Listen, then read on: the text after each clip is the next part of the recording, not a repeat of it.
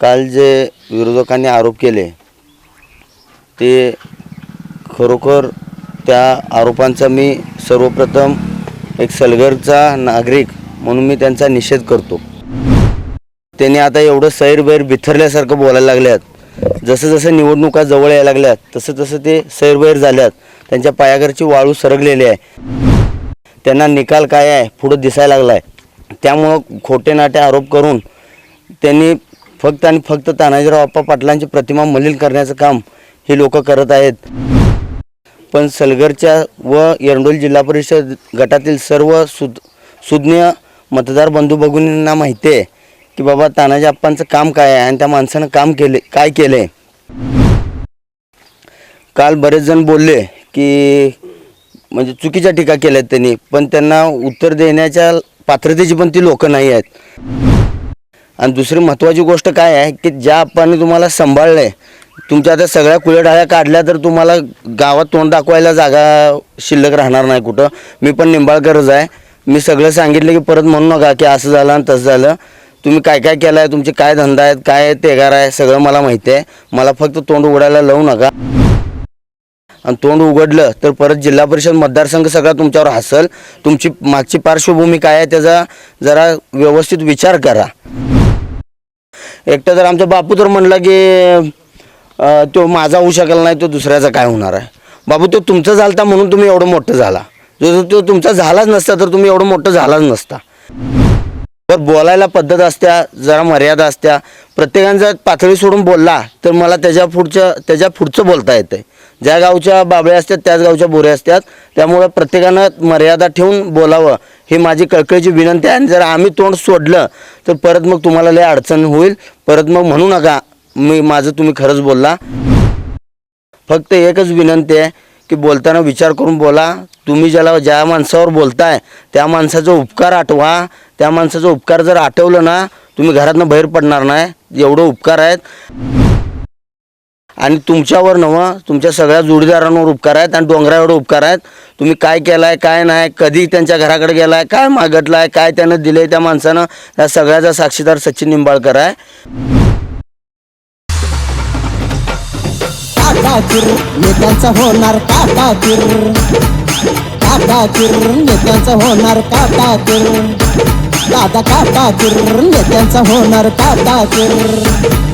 खट्यावर बोट टांगा पलटी खोड कुणाचं होणार फरारी, हे खट्यावर बोट टांगा पलटी खोड कुणाचं होणार फरारी। काकाकीर नेत्यांचा होणार काकाकीर, दादा काकाकीर नेत्यांचा होणार काकाकीर। कोण्या मोन्या अलगारी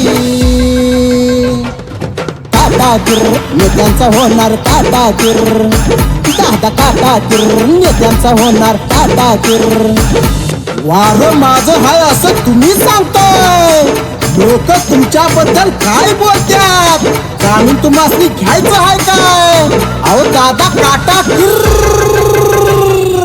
काकाकीर नेत्यांचा होणार काकाकीर, दादा काकाकीर नेत्यांचा होणार काकाकीर।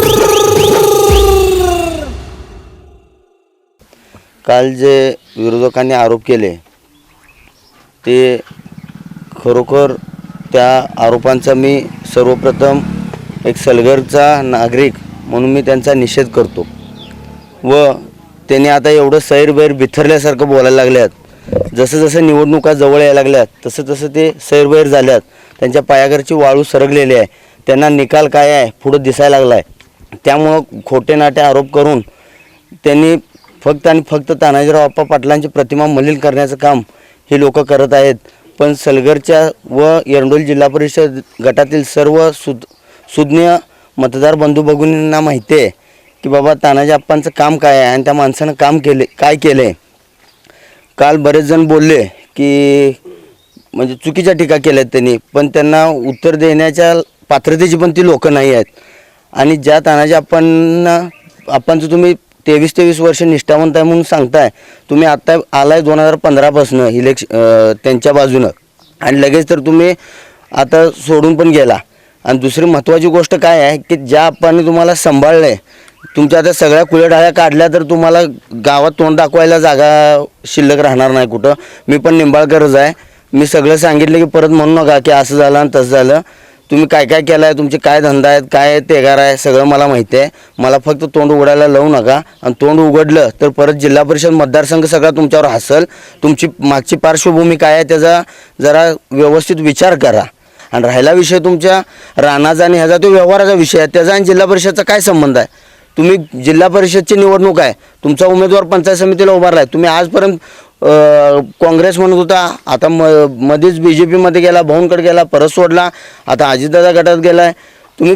तुमची नेमकी पार्श्वभूमी काय आहे, तुमची भूमिका काय आहे, तुम्ही ते सांगायला तयार नाहीत. उठायचं सुटायचं तानाजापावर, उठायचं सुटायचं तानाजापावर घसरायचं. एकटं जर आमचा बापू तर म्हणला की तो माझा होऊ शकला नाही, तो दुसऱ्याचा काय होणार आहे. बाबू तो तुमचा झालता म्हणून तुम्ही एवढं मोठं झाला. जो तो तुमचा झालाच नसता तर तुम्ही एवढं मोठं झालाच नसता. ह्याचे पण तुम्ही विचार करायला पाहिजे. बरं, बोलायला पद्धत असत्या, जरा मर्यादा असत्या. प्रत्येकांचा पातळी सोडून बोलला तर मला त्याच्या पुढचं बोलता येतं आहे. ज्या गावच्या बाबळ्या असतात त्याच गावच्या बोऱ्या असतात. त्यामुळं प्रत्येकानं मर्यादा ठेवून बोलावं ही माझी कळकळीची विनंती आहे. आणि जर आम्ही तोंड सोडलं तर परत मग तुम्हाला लय अडचण होईल. परत मग म्हणू नका माझं तुम्ही खरंच बोलला. त्यामुळं माझी कळकळीची विनंती आहे, शांतता. आम्हाला नेत्याने स्ट्रिक्ट सांगितलं आहे की कुणावर काहीही बोलू नका. आजपर्यंत आम्ही तोंड शांत ठेवून गप गप गप बसायला लागलो आहे. याचा अर्थ आम्ही शांत आहे म्हणजे संत नव्हं, आम्ही पण त्यातलंच आहे. फक्त तुम्हाला गैरसमज काय असला तर तो येणाऱ्या 9 तारखेला दूर करण्यात येईल तुमचा गैरसमज. त्याबद्दल काय दुमत नाही. फक्त एकच विनंती आहे की बोलताना विचार करून बोला. तुम्ही ज्या माणसावर बोलताय त्या माणसाचा उपकार आठवा. त्या माणसाचा उपकार जर आठवलं ना, तुम्ही घरातनं बाहेर पडणार नाही. एवढं उपकार आहेत. आणि तुमच्यावर नव्हं, तुमच्या सगळ्या जोडीदारांवर उपकार आहेत आणि डोंगरावर उपकार आहेत. तुम्ही काय केलं आहे, काय नाही, कधी त्यांच्या घराकडे गेला आहे, काय मागितलं आहे, काय त्यानं दिलं आहे त्या माणसानं, या सगळ्याचा साक्षीदार सचिन निंबाळकर आहे. आणि फक्त माझी एक कळकळीची विनंती आहे की बोलताना जरा तोंड सांभाळून बोला.